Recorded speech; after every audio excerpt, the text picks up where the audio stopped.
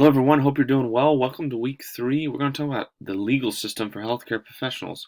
In this week, we look at the statute of limitations. We also look at why there's a statute of limitations, and we do our standard review questions and have a lecture, which is via video. So be sure to take your time in reviewing that.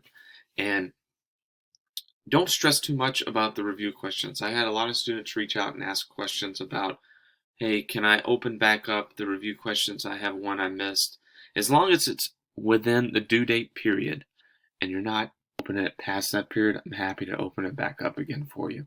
If you run into any questions, need any help this week, don't ever hesitate to reach out. People are doing really well, and I appreciate all the effort, and I'm happy to help you in any way I can. Reach out if I can assist you. Hope you have a great week. Looking forward to seeing your review questions. Looking forward to some great grades. Thanks so much.